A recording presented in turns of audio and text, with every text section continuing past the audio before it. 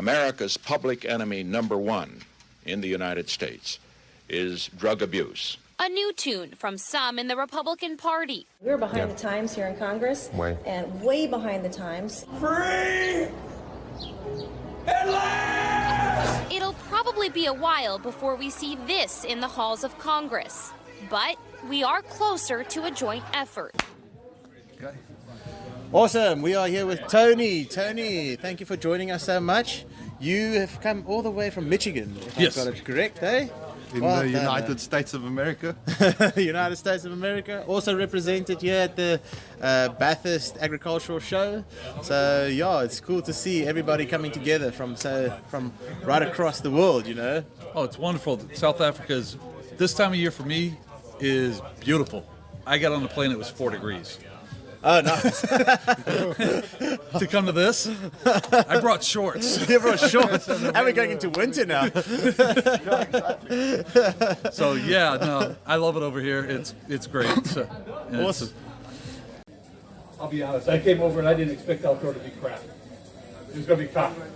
That's what I expected. That's what it is in the States. 90% of outdoor in the States goes straight into extracts. Never gets smoked.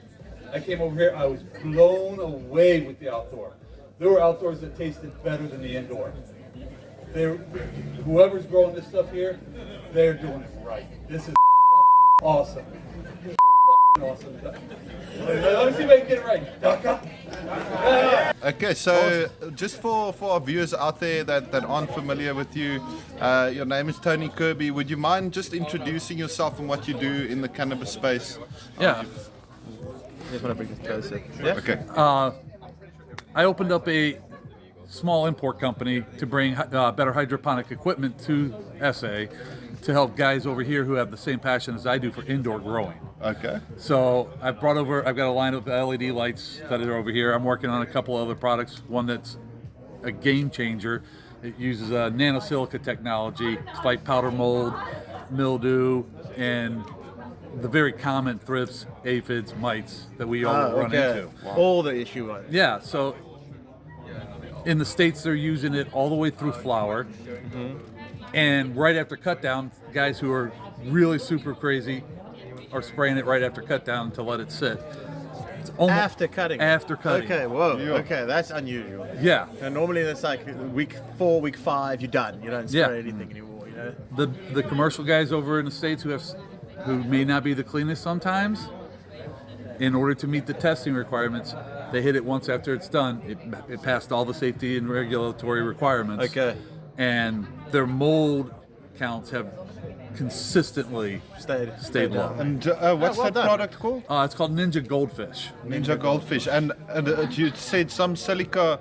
It uses a nanosilica technology. Okay. The company that actually produces this started in the pharmaceutical industry and made cleaners for surgical rooms and clinics and stuff. Okay. They developed this and used it there first. And then when they saw a similar problem, you don't want any fungus, you don't want any bacteria that's not intentionally induced, you don't want any viral garbage on your plant. We already have this product over here that's doing exactly that, and it should be completely safe. They went through the testing, and it's like, yeah, boom, It just done. worked like a charm. And you're bringing that to South Africa? I've got the paperwork submitted. I'm waiting for approval. Okay, beautiful. Okay, then you'll start importing it and start distributing it. Yeah. When you finally have this ready, you know where the viewers and stuff can get a hold of you guys, or how they can they contact you guys? Yeah, JAK Importers. JAK Importers. Okay. That's the name of our company. I've got several guys. I'm not here full time, so I've got several guys that I've hired to help me with it. Okay. And we're setting up their emails and everything else. That's one of the reasons I'm here. Yes. So we're just finally getting everything in place with our first shipping container lights coming. Yes. So okay, nice, man. It's a big move. It's a whole new adventure for you. Eh? it is. I mean, we did it in less than 12 months. Okay. From the coming up with the crazy idea to actually do something like this to, okay, all the pieces are in place and products coming. It's on its way now. Yeah. Okay, so it's it's D-Day. It's happening. It's crazy. Well, that's super quick. You guys have pulled this thing together very, very quick, eh? Yeah. Nice. And I like the range of products that you guys are working with. So it's specifically catered for the hydroponic, like indoor grower style. We're primarily. You guys don't need help with your outdoor. Yeah. I've said that since day one. Can you do things a little better? You can always do things a little better. There's always room for improvement. Yeah. The quality of outdoor here is phenomenal. It's second to none. Really? I would take our best in the States and say that at least 50% of your growers are above our best. Whoa. Period. Wow. Whoa. That's crazy. So a massive problem for the indoor growers here at the moment, I'm sure you're aware of, the load shedding, is the backup power. Are you guys looking at any solutions for that yet, or? I've talked to a couple people. One of the solutions that they've come up, a lot of guys want, is they don't want to run a generator. So you've got a great sun. Can we put solar in? Yeah, man. So we're talking to a couple people who've asked that question. I came out of the renewable energies when I was working. Convenient, yeah. Yeah, I've done solar, I've done wind, and I've done geothermal. Okay. I'm trying to talk to a few guys there to see. For us trying to import something like that, I think you already have panels here in country. There is panels and inverters and batteries and all of that stuff already available. Are probably going to be better price than I could ever hope. Okay, I see. Okay, so that's not really. I recommend it. I'll help somebody design that if they're wanting to know what they need with the lights on it and everything else. I just don't put it in, and I'm not familiar with the products here. Okay. Enough to know it. So. Okay, no, that's cool. Yeah. And you're still growing over in Michigan. You're still going on that side. Oh yeah. Operation's still got to continue. Yeah. It keeps going. It keeps on going. My son actually moved out of Illinois and came over to Michigan, and he helps me. Okay. He wants in Daddy's business. He wants to know how stuff. to do this. Of some course stuff. he does. And I'll give the boy credit. He is, for only growing for 2 years, further ahead than I was at 10 probably.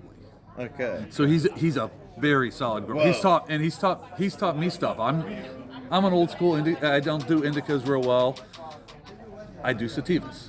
Okay. He's a heavy. He loves his indica and the low stress training and all the newer techniques. Because I lollipopped and topped. I'm done. Defoliate. When you need to. Let the plant. He's come in and changed a couple things, and so good results there. He's got full credit for me as a grower. Oh, nice, man. Nice. It's almost like a passing of the. You give him the information, and now he's doing his own thing as well. Yeah. Now I just got to teach him how to do business. It's been more than 4 years since Michigan voters chose to legalize recreational marijuana in our state. And since then, local communities haven't always agreed. Yeah, there were several cannabis-related proposals on the November ballot. We're talking Addison Township, Brandon Township, Chesterfield Township, the city of Auburn Hills, just to name a few. So where does the industry stand heading into 2023? 7 Action News reporter Jen Shantz found out how a massive price dive is impacting businesses and consumers. Let's just say I could come in this dispensary now and buy an eighth every time. Recreational pot smokers in Michigan love the current prices. With inflation still roaring, a dispensary or provisioning center is one of the few places you'll be paying less than you did last year. It's a good thing for regulars at newly opened Planet Jane in Ypsilanti, people like Yana Fargo. For business owners, it's more complicated. Rome wasn't built in a day, Something I'd love to find out from you. We've seen your face now, like your familiar face here in South Africa. We've seen you at the East Coast Cannabis Cup and so on. I think you were one of the judges as well. Yes. So what I want to ask is, how does the cannabis culture in the States compare to the cannabis culture of those here in South Africa? I prefer it here in South Africa. I've been smoking for 30 years. Okay, wow. Where you guys are now with the community, that's where we were 30 years ago. Wow. Okay. Yes, you still have, your group and the guys you hang with on a regular basis. That's still fairly tight, but it's not what it was. You come over here, and it was. That's what we had. Oh, see. And it's just a real nice, tight-knit community. Guys do their thing. Everybody gets along. It's what it's supposed to be.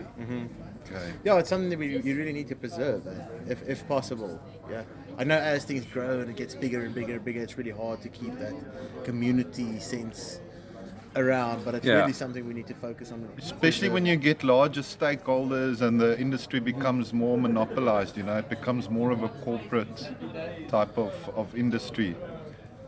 Big Canna is killing the US Cannabis. Is that what's happening?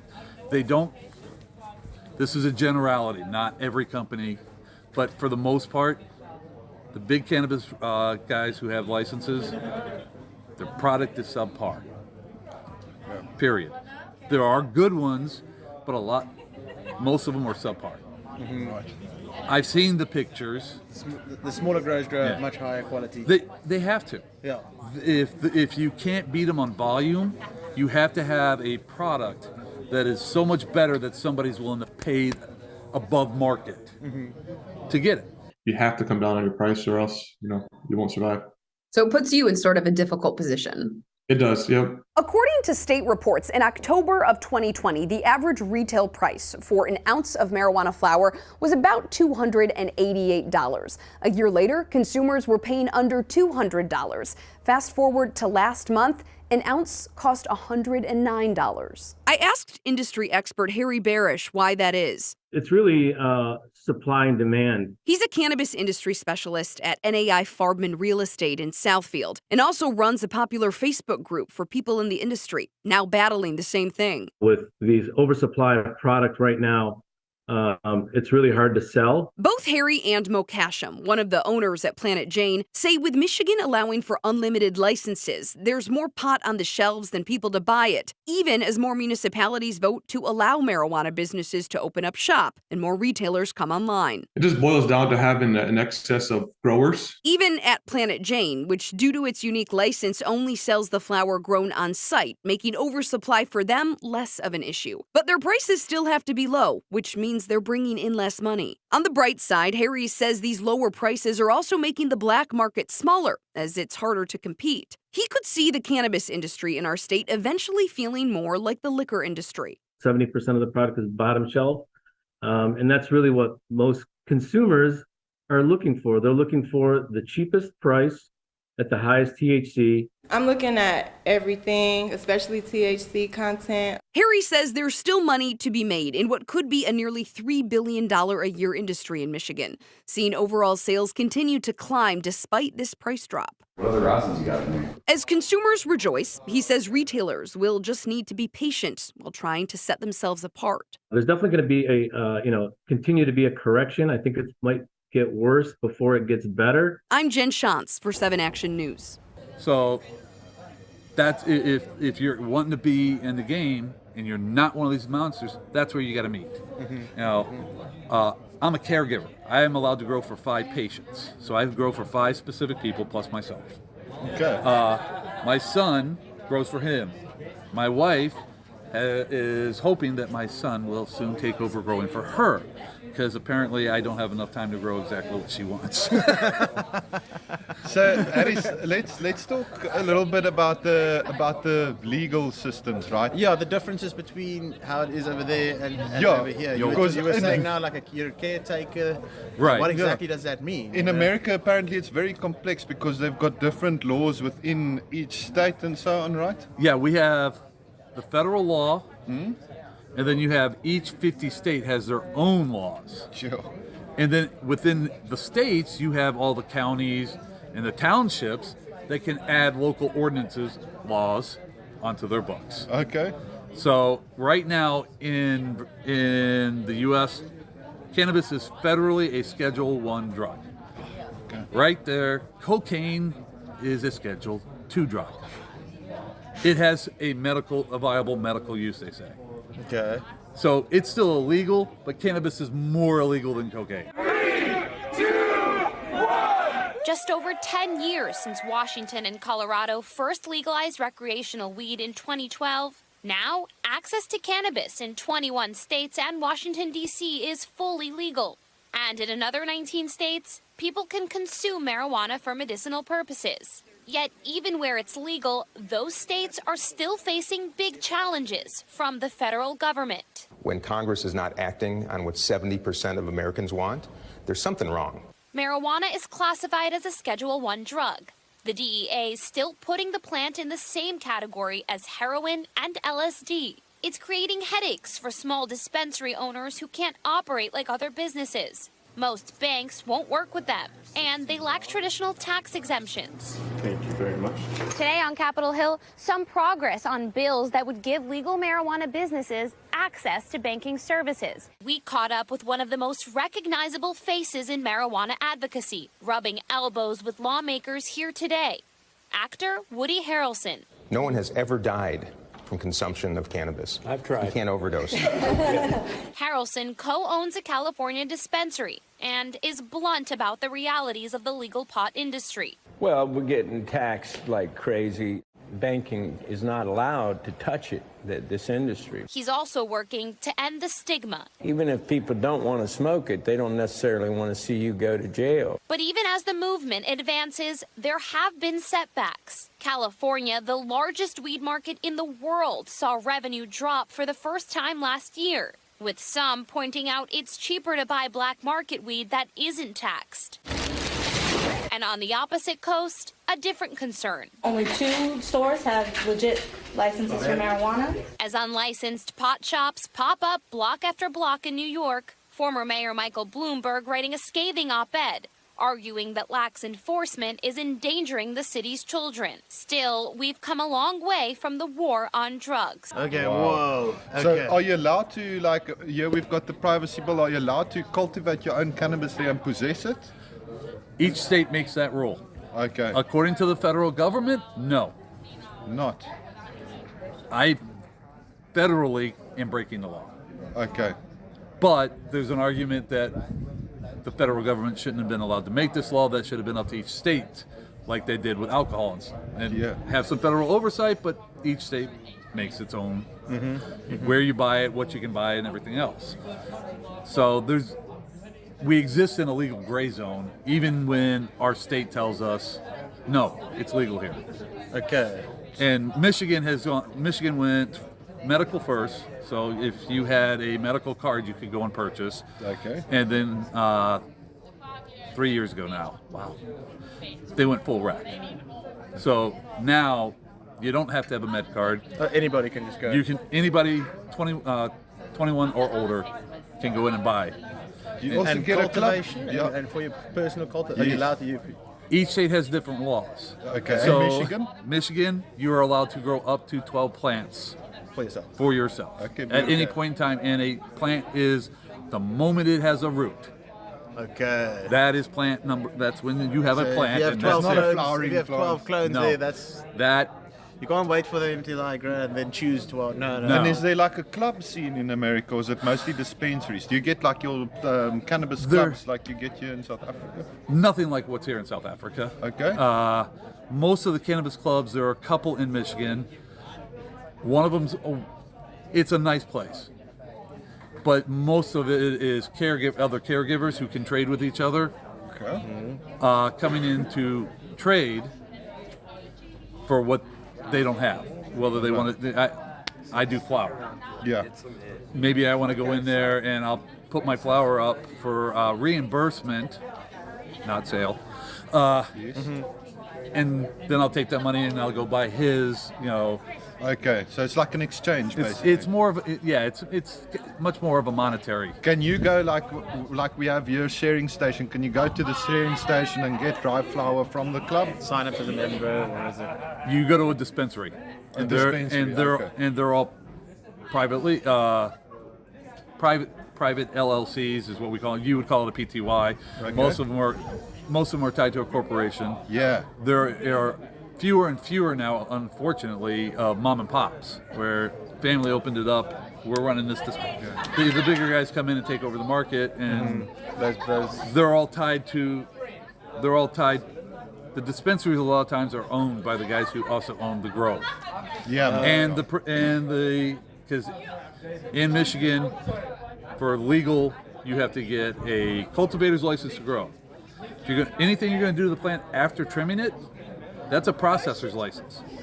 Okay, so no primary processing. Second, that doesn't matter. Anything. Your product goes to a licensed processor. It may you have a choice. These are the ones who paid us the money to get the license. Okay. Once they process it, then it's got to go by a, yet again, licensed courier service. That paid money to get a license to be able to transport cannabis. So you can see the bigger picture shaping up. It's usually like a large corporation owning the transport and the grow facility and the dispensaries.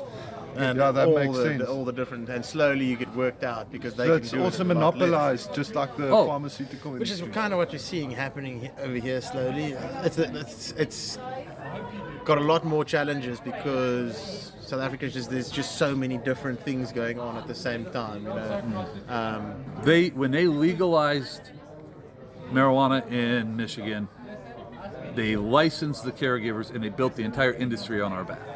Period. When the dispensaries first opened up, we were selling our product to them directly because there were no big grows. Mm-hmm. And what time?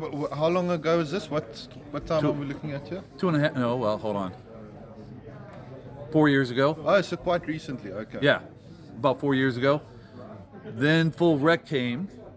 Then when it went recreational, the smaller guys who grew just for the guys who had med cards were no longer going to handle the big recreational need. So they gave out large licenses at good money for the state. Mm-hmm.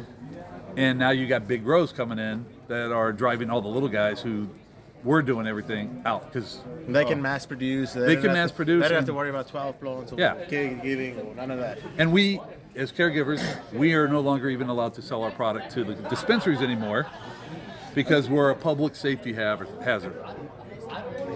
So is that because of testing or stuff? It's because they don't require testing, which some of us have been yelling for years. Yeah. And some of us do. Yeah. But it's not required, so there's no record of it. So now we're a safety hazard. So as an American citizen, say now you are a grower, you're a good grower and you want to take this cannabis and you want to make a business out of that. What options do you have? Can you open a dispensary? Do you have to get a license for that? Or? Yep.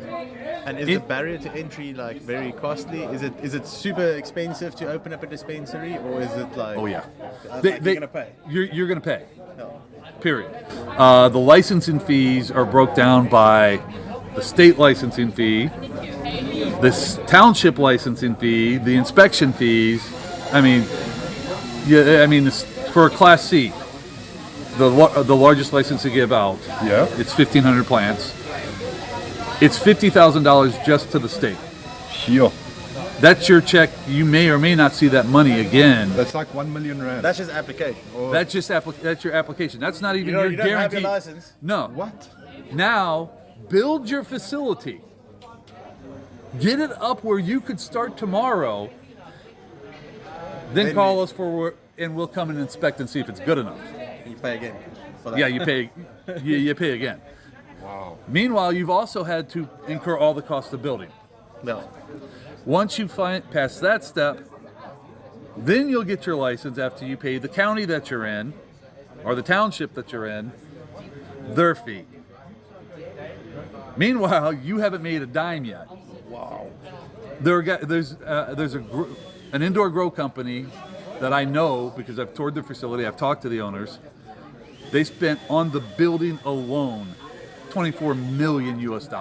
Wow, just to meet the standards and. Jeez. They went above the standards because they're like, if we got to go to here, it's only this much higher to go to here, and we might as well. We'll be the only ones there. Oh.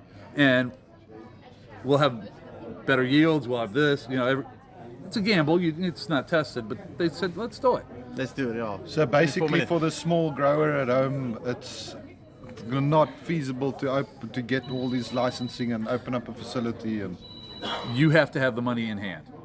So just quick sums off the top of my head. That's 400 million rand that it cost him to set up the building.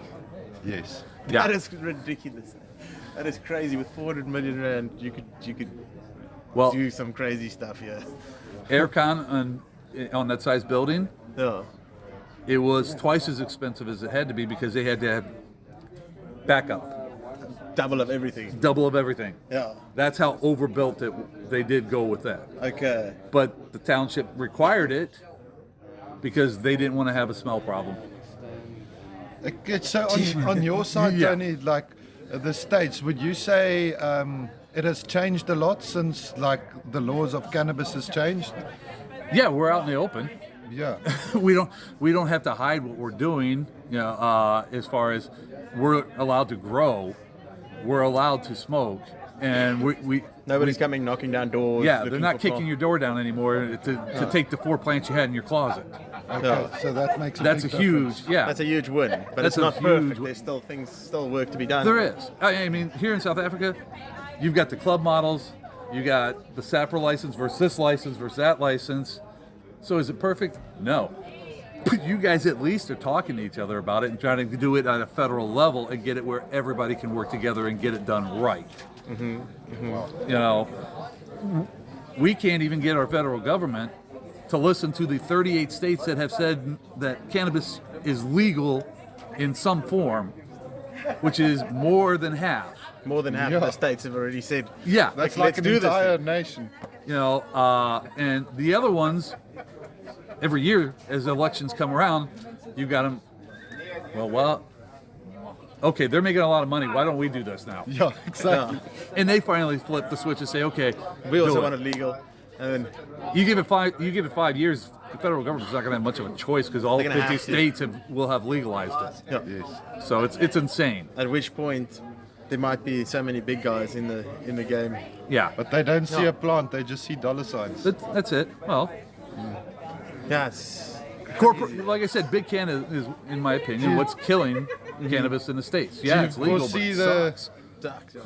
Do you foresee the same thing happening in South Africa, or do you think we've still got a chance to put this in the hands of the people, keep it in the hands of the people? Right now, you have a chance.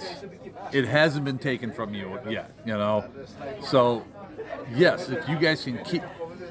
You're always going to have, if it goes fully legal, they lay out their laws, you're going to have some groups that jump in that are going to be big groups. Already happening. Yeah, you're already seeing it. It's going to happen. If the people who are supporting them realize that don't just throw your money at that one, throw it into one of the clubs, hit one of these groups that stick around. Yeah, and it's not that you can't go get whatever the big guy is doing. It's that you're also supporting the local guys who have been taking care of you for how long? For how long? No, exactly. Yeah, which is it's a sketchy road to travel because we'd like to think that there is a lot of customer loyalty in cannabis, but there really actually isn't that much. If there's a better product somewhere else, people will go there. If the price is better or the product's better. Same as any other industry, yeah. So it almost is like the responsibility of like these clubs and these little guys to make sure, like you said earlier, to keep the quality there, keep the price right, keep all these things together, and to work together in a way that we can, we make sure there's space for all the little guys. And that's it. And we operate responsibly and ethically, So it's a big thing to destigmatize the cannabis.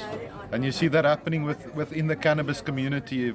You can go to all these clubs and they are thriving. It's a group, it's a network of people working together, establishing new businesses. Cobus told us they've got like 1,200 people employed just through Grow on Africa. I wouldn't doubt it. I was here in November and did a whirlwind 14 days. I probably hit 11 clubs in 14 days. Is that you? I hit 11 social clubs in the 14 days I was here the last time. And like just bam, bam, bam, bam, bam. And every single one of them had something that was unique to them that made it, why not hit all of them? Why not see what this one's doing? And it makes you proud to be a part of that culture, to see. And they're all cooperating together. Yes. It's frankly better than what we got in the States. It's not a cutthroat industry.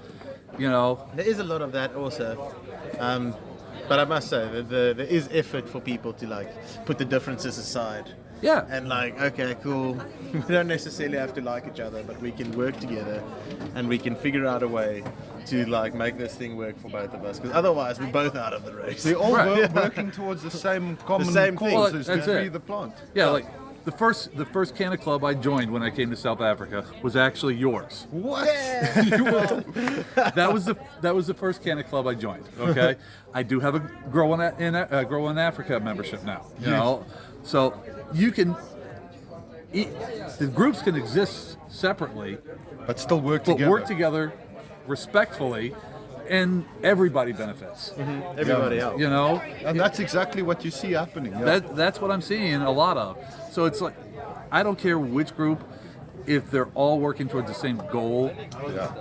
You know, if they're willing to work with you, even if you got to compromise on, well, I don't want to meet on Tuesday. We always met on Wednesdays. Fine, who gives a shit? We'll meet up on Wednesday. If that's what it takes, okay, fine. And you guys are doing it, you know. No, thanks. Those are That is nice. It is nice. There was a time where it kind of looked like very scary. Everybody was going their own direction, but over the last year, I would say there's been a lot of more cahoots. We've been talking to each other more, and the clubs themselves are all looking for ways to work together. There's a new issue now with South Africa that's popped up, is like the original Ponderland growers and those guys are all getting left out of this thing because of the transporting issue. Okay. You know, that's the main problem that there is. Why their weed is not on the shelves of all these clubs.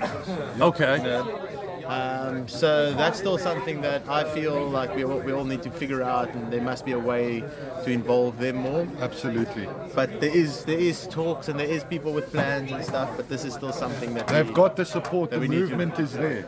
Yeah, and just make people aware of it, aware of what's actually happening out there, because these guys are basically losing everything. You know? Yeah, they're running into rough times. They're running into really rough times. And if somebody can help them, that's great. I think if you can fix the transportation issue, that would be the biggest. It's a beautiful community that we're building, but it can't be at the detriment of what we already have. Right. You got to bring along. Yeah. And they've been in that. They've struck their green gold long before we've discovered it, you know. So they are the legacy growers. Been smoking weed if it wasn't their weed that we were smoking in the first place. Exactly. Okay, so I think we're hitting into our time. Let's just take this opportunity to. Is there another question you want to ask? Just want to ask you to maybe put out a positive word for our viewers, or any message that you would like to tell them, or anything like that. Just stay lekker. Just stay lekker. Totally. I love it. No, well, thank you so much, Tony. We do appreciate it, and we're excited to have you there in Plet as well. And we're going to do a little walk around, come check out some of your products and stuff like that as well. Excellent. 100%. Thank you so much. We wish you a great time here in Africa, and we appreciate everything you do for the cannabis community down the side.